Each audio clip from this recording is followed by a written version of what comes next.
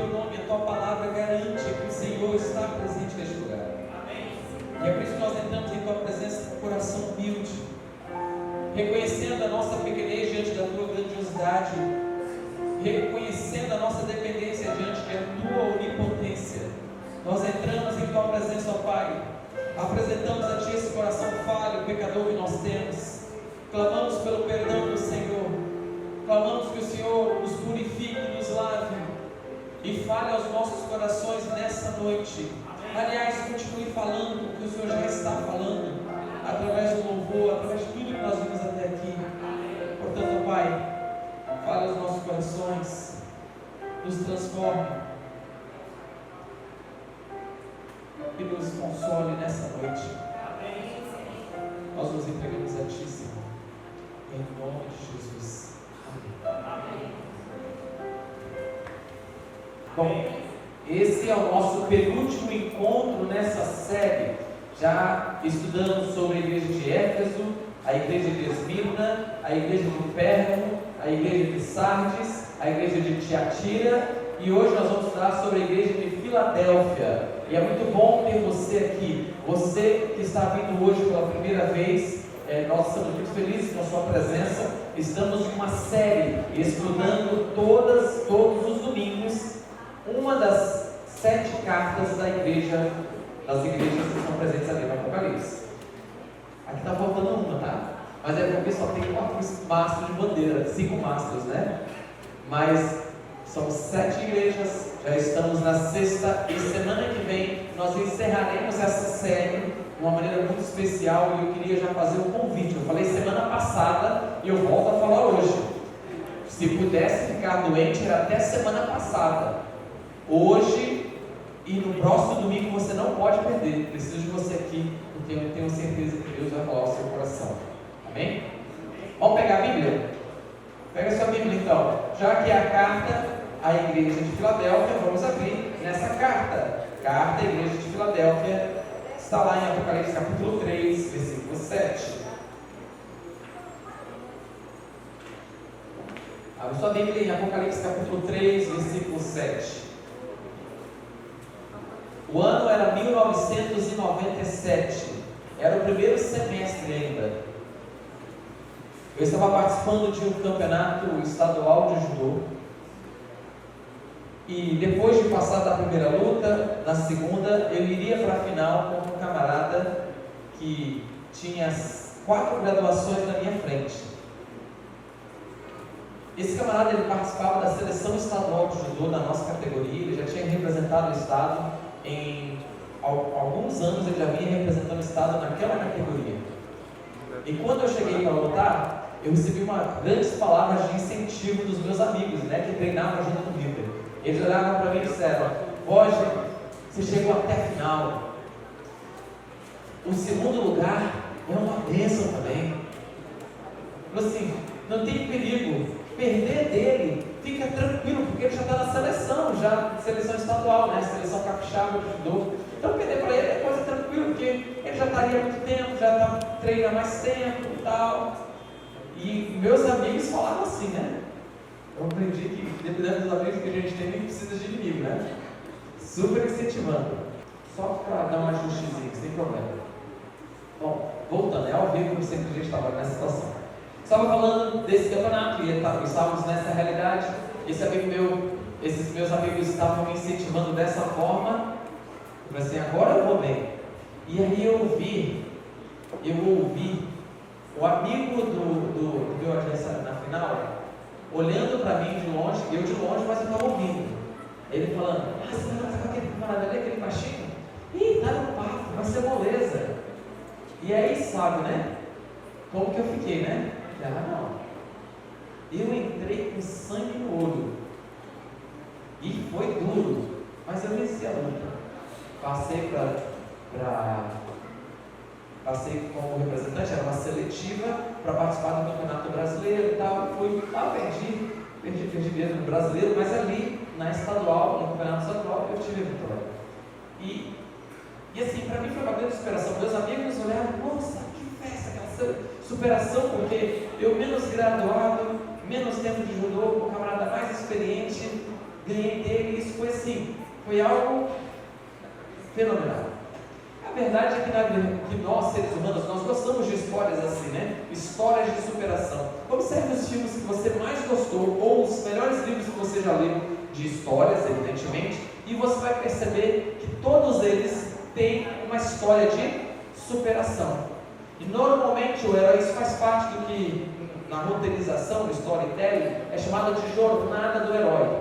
O fraco, limitado, tem o primeiro embate, ele perde, ele tem que confrontar os seus desafios, ele volta, ele se prepara, ele encontra um mentor que treina, ele rala, treina e volta para o desafio final, e ali ele tira a força de onde não tem e consegue a vitória. É assim a essência de quase todos os filmes, é verdade ou não é? Normalmente é assim. E essa carta que nós vamos ler, ela se parece em algum aspecto. Em praticamente todos esses filmes que eu mencionei, essa história, essa jornada, normalmente nós temos um que é bem mais fraco, mas que consegue a vitória de uma maneira extraordinária sobre um adversário muito mais forte, normalmente superior. Essa história, ela também lida, essa carta também lida com uma igreja que poderia ser considerada fraca, mas que na verdade era forte. Abra sua Bíblia, já está com ela aberta, então nós vamos ler essa carta que diz assim, no verso 7: ao anjo da igreja em Filadélfia escreve: essas coisas diz o santo, o verdadeiro, aquele que tem a chave de Davi, que abre e ninguém fecha, e ninguém fechará, e que fecha e ninguém abrirá.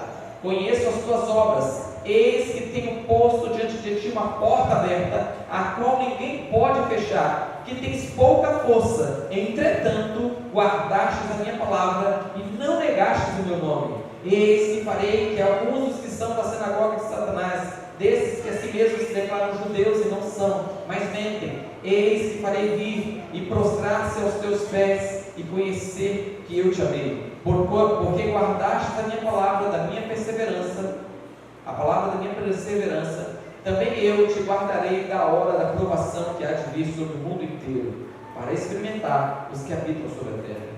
Verso 11: venho sem demora, conserva o que tens, para que ninguém tome a tua coroa.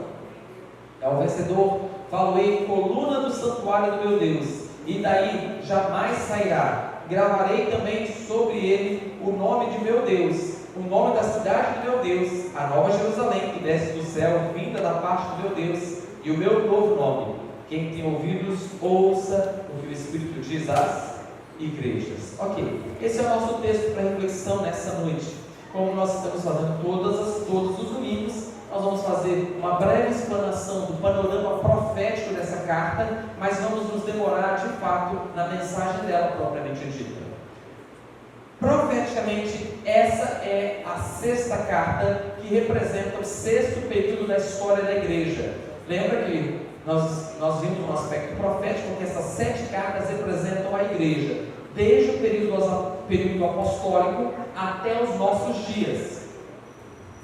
E nós vimos que a carta à igreja anterior representava o período de 1517 a 1755. Essa carta representa não só o ano exato de 1755, mas o 18º e o 19º século, e tudo aquilo que aconteceu nesse período, dos anos 1700 e 1800. Nesse período houve um grande reavivamento espiritual.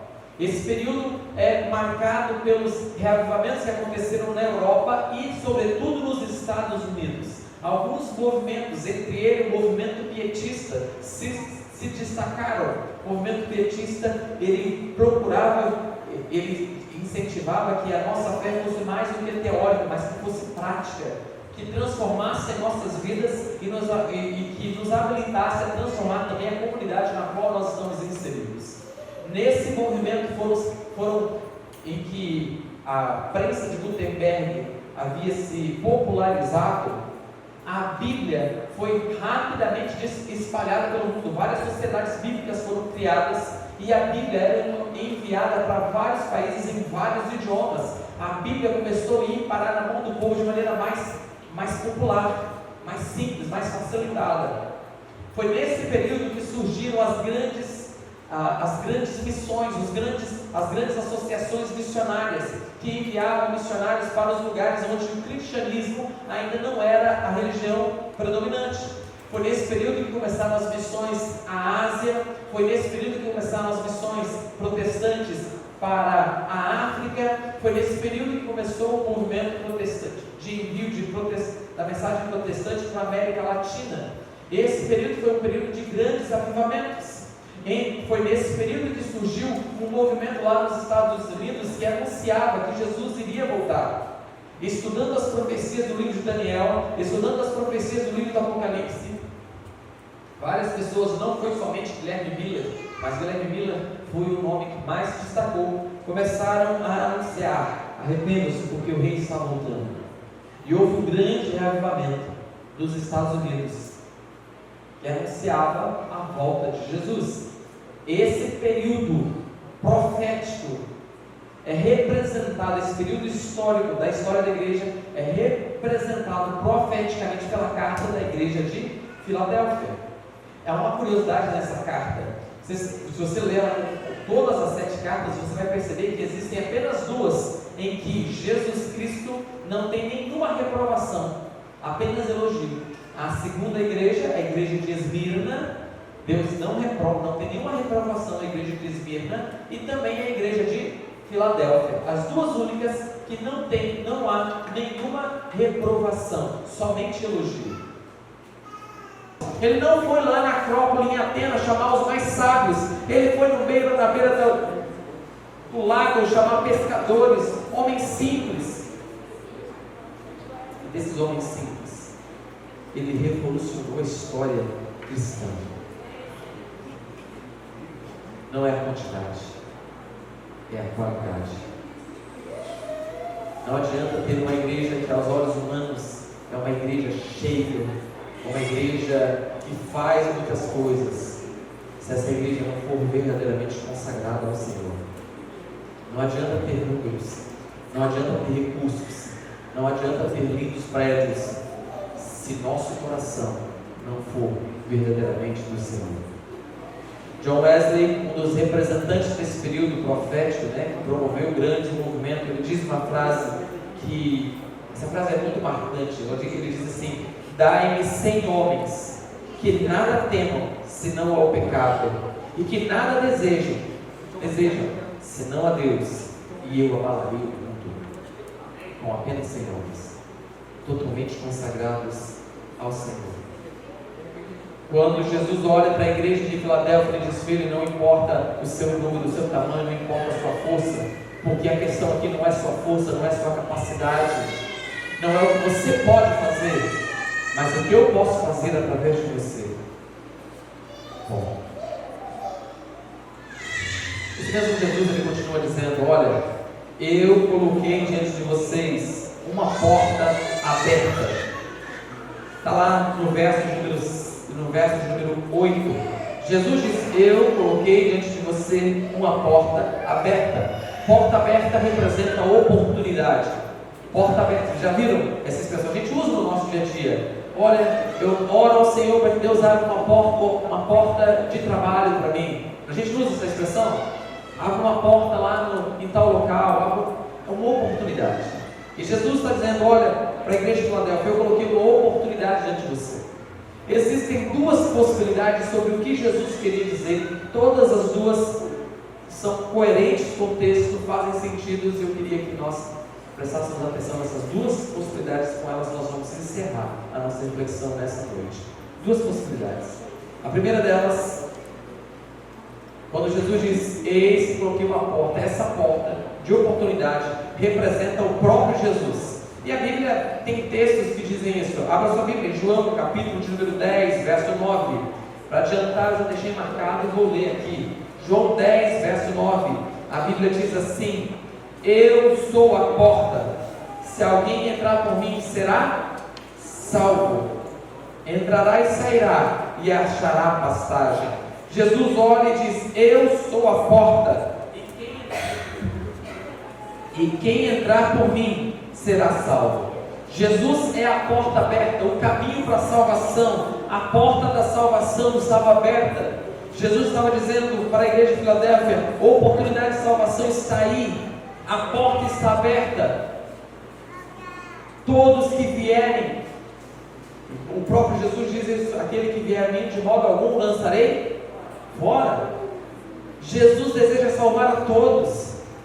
Jesus não quer que ninguém se perca. É por isso que Pedro diz que parece aos nossos olhos que Jesus está demorando a voltar, mas ele diz: olha, o Senhor não está retardando a sua vinda, antes Ele tem sido misericordioso, Ele está sendo benigno, porque Ele não quer que ninguém se perca, mas que todos cheguem ao arrependimento. A porta aberta, a porta da oportunidade, é a porta da salvação, salvação que Jesus oferece gratuitamente.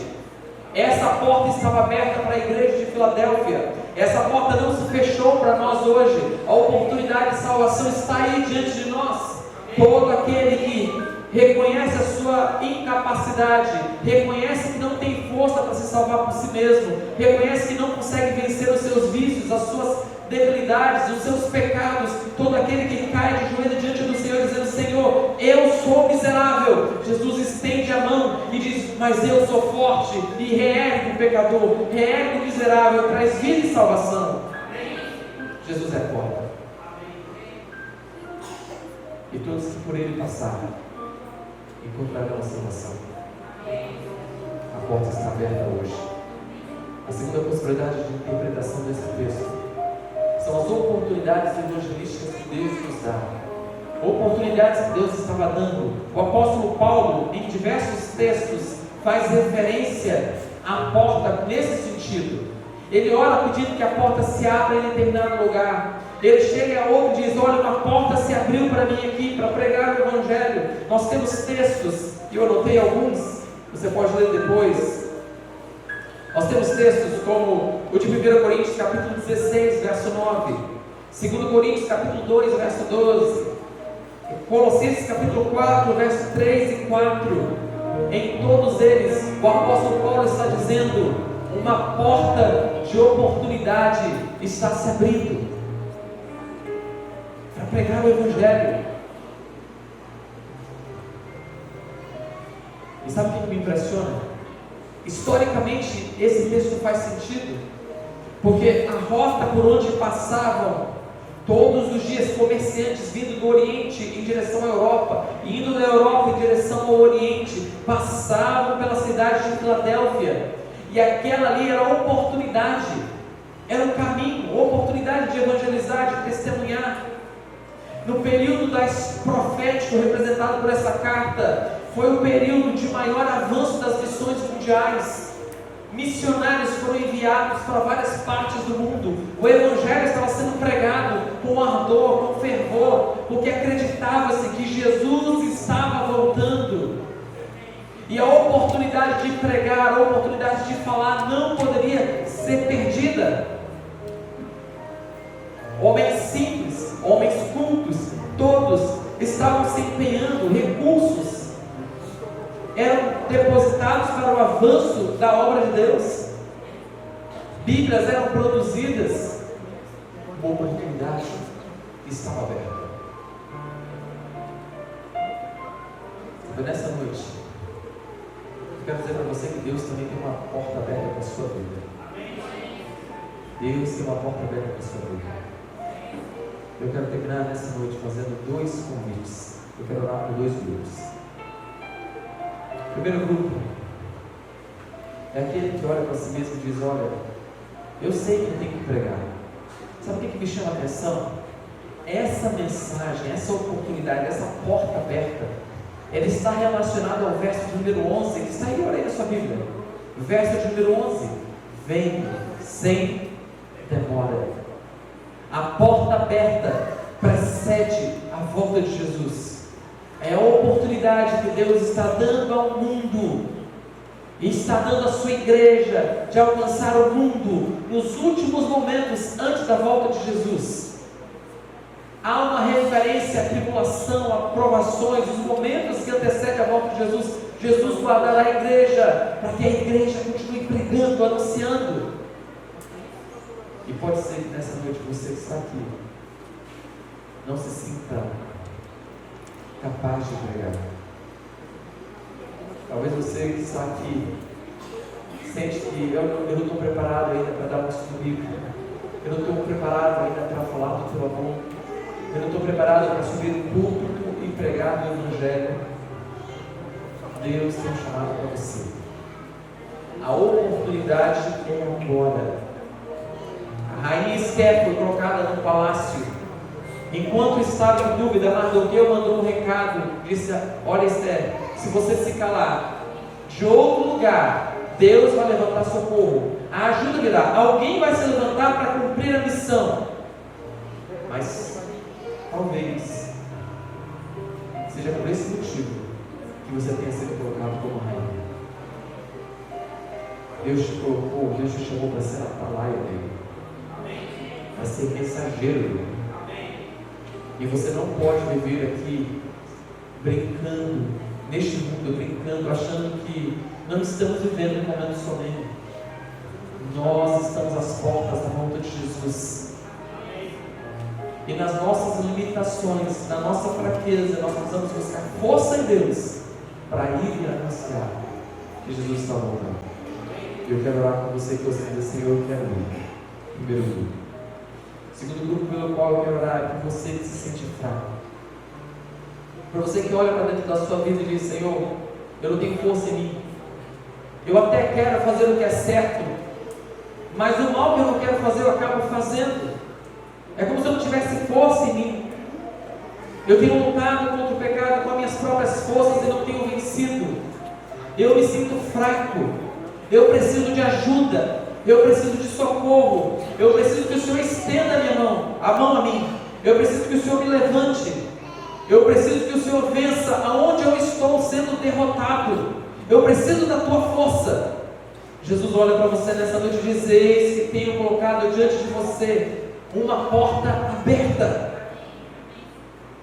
Agora é o momento de nós atravessarmos essa porta. Agora é o momento de nós entrarmos nessa porta, encontrarmos para nós o perdão, a graça e salvação, e colocarmos nossas vidas nas mãos do Senhor para sermos usados por Ele. Eu quero orar com você que se encaixe em um desses dois grupos, ou que sente que precisa fazer algo, que precisa anunciar, ou que sente que precisa encontrar o perdão, a graça e a salvação nessa noite. Nós teremos uma canção que será cantada agora. Eu queria que você meditasse nessas portas que Deus tem abertas para você. E se for o teu desejo, dizer: Senhor Jesus, hoje é o dia. Hoje é o dia. Eu te entrego a Ti. Se esse é o seu desejo, após a canção, quero fazer um apelo e orar com você. Eu tenho aprendido que quando nós entramos pela porta, a nossa vida é transformada e nós podemos ser instrumentos de Deus, nas mãos de Deus, para ser canal de bênção na vida de outras pessoas. Eu quero orar com você, que você diz: Senhor, quero entrar por essa porta, que é o Senhor Jesus, e experimentar a salvação, a transformação na minha vida. Ou com você que gostaria de dizer: Senhor, eu quero aproveitar essa porta de oportunidade. Eu me sinto incapaz, limitado, mas eu entendo que eu preciso anunciar que o Senhor está voltando. Eu entendo que eu não posso olhar para os meus amigos e seguir a vida sem falar com eles que o Rei dos Reis está voltando. Aquele que tem a chave de Davi nas mãos, Ele está voltando. Aquele que é verdadeiro, aquele que é fiel, aquele que é a verdade, está voltando, e eu preciso anunciar. Se seu desejo, feche seus olhos. Pai querido e amado Deus, muito obrigado, porque mesmo nas nossas limitações, o Senhor ainda nos convida, nos estende a mão e nos dá oportunidades. Pai querido, é na nossa fraqueza que o Senhor manifesta a tua força. É na nossa limitação, que o Senhor mostra o seu ilimitado poder. Pai querido, tome cada um dos teus filhos que está lutando, tome cada um dos teus filhos que vieram aqui nessa noite, se sentem fracos espiritualmente, têm lutado contra a tentação, têm lutado contra o pecado e parece estão a ponto de serem derrotados e buscam no Senhor a força, que eles encontrem no Senhor a força e a vitória. A porta está aberta para cada um destes teus filhos, a graça do Senhor está disponível, perdoe-os, mas essa não é uma graça apenas que tira a condenação. Nós cremos que a tua graça ela tem poder para tirar do pecado e transformar o pecador. E nós queremos ser transformados por ti, Senhor. Pai querido, nós também queremos entrar pela porta da oportunidade que o Senhor está abrindo diante de nós. Pai querido, nós já vislumbramos o fim. Os sinais apontam que o Senhor está voltando. Cada dia mais nós percebemos o Senhor já está às portas. E nós queremos, Senhor, colocar nossas vidas em Tuas mãos. Queremos pedir ao Senhor que o Senhor nos use.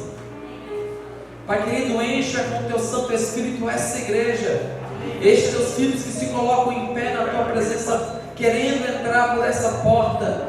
Pai querido, encha-os com Teu Santo Espírito. Capacite-os com Teus dons. Transforme pelos frutos do Espírito cada um deles e use-os poderosamente para cumprir a missão. Pai querido, uma igreja pequena de 120 membros lá no passado, cheia do Espírito Santo, revolucionou a história deste mundo. Com uma pregação, 3.000 pessoas foram batizadas. Imagina o que o Senhor será capaz de fazer quando nós aqui estamos como cheios do Teu Santo Espírito. Pai querido, este bairro há de ouvir que o Senhor está voltando. Nossos vizinhos ouvirão que o Senhor está voltando. Nossos pais, nossos filhos, nossos irmãos saberão que o Senhor está voltando. E todos eles entenderão que a porta ainda está aberta para eles. Usa-nos, Senhor. Apesar de nós mesmos, nós nos entregamos em Tuas mãos, em nome de Jesus. Amém.